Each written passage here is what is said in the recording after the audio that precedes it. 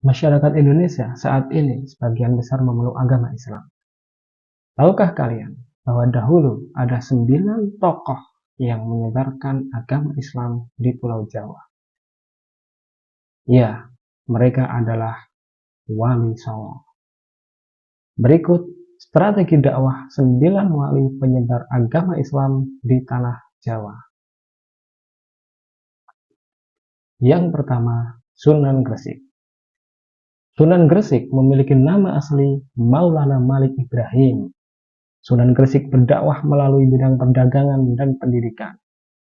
Maulana Malik Ibrahim meninggal pada 12 Rabiul Awal 882 Hijriah atau 8 April 1419. Jenazahnya dimakamkan di Gapura Wetan, Gresik. Yang kedua, Sunan Ampel. Sunan Ampel memiliki nama asli Raden Muhammad Ali Rahmatullah atau biasa dipanggil Raden Rahmat.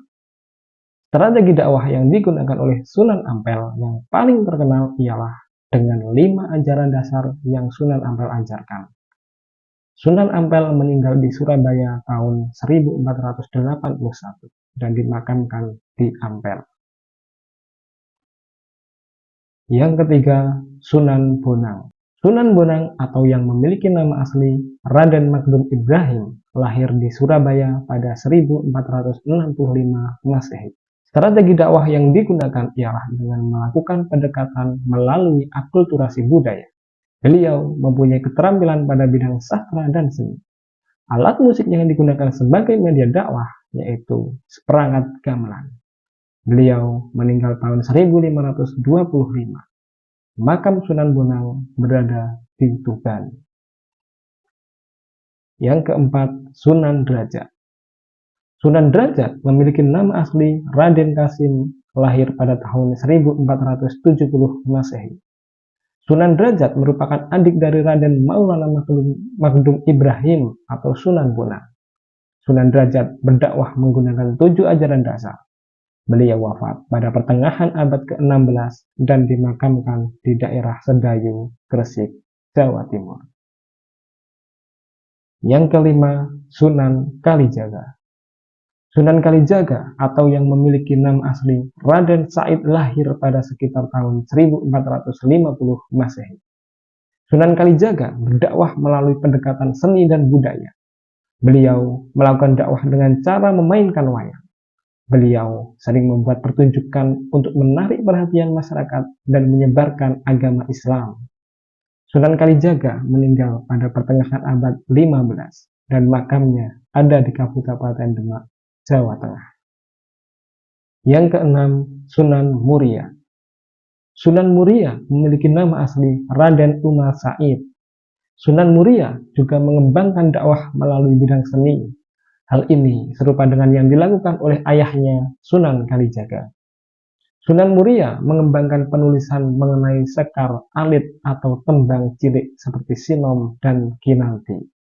Sunan Muria meninggal pada abad ke-16 dan dimakamkan di Bukit Muria, Kudus. Yang ketujuh, Sunan Gunung Jati. Sunan Gunung Jati memiliki nama asli Syarif Hidayatullah, merupakan Sultan Cirebon pada tahun 1479 sampai 1568. Strategi dakwah yang beliau lakukan dengan melalui jalur pernikahan dan politik. Sunan Gunung Jati meninggal di Cirebon pada tahun 1570 dan makamnya terdapat di kompleks pemakaman Wukir Saptapangga di Gunung Jati, Desa Astana, Cirebon, Jawa Barat. Yang kedelapan, Sunan Giri. Sunan Giri memiliki nama asli Raden Ainul Yakin atau Raden Paku. Adalah putra dari Syekh Maulana Ishaq atau murid Sunan Ampel. Sunan Giri melakukan dakwah dengan melalui bidang pendidikan. Selain itu, beliau juga berdakwah menggunakan karya seni khusus yang beliau ciptakan, seperti permainan anak-anak dan tembang, seperti contohnya delungan, jamuran, padang bulan, cublak-cublak suwung, dan lain sebagainya. Sunan Giri meninggal tahun 1506 dan dimakamkan di daerah Giri, Gresik, Jawa Timur. Yang kesembilan atau yang terakhir adalah Sunan Kudus. Sunan Kudus memiliki nama asli Ja'far Shadiq. Strategi dakwah yang dilakukan oleh Sunan Kudus dengan cara mendekati masyarakat. Sunan Kudus mulai menyelami serta memahami apa saja kebutuhan yang diperlukan oleh masyarakat. Oleh karena itu, Sunan Kudus mengajarkan penyempurnaan alat-alat pertukangan dalam proses dakwahnya. Sunan Kudus meninggal di Kudus pada tahun 1550. Makamnya berada di dalam kompleks Masjid Menara Kudus. Sahabat pelajar Indonesia yang hebat, demikian strategi dakwah yang digunakan oleh 9 wali yang menyebarkan agama Islam di Pulau Jawa, atau yang sering kita sebut dengan Wali Songo. Semoga bermanfaat untuk sahabat semuanya.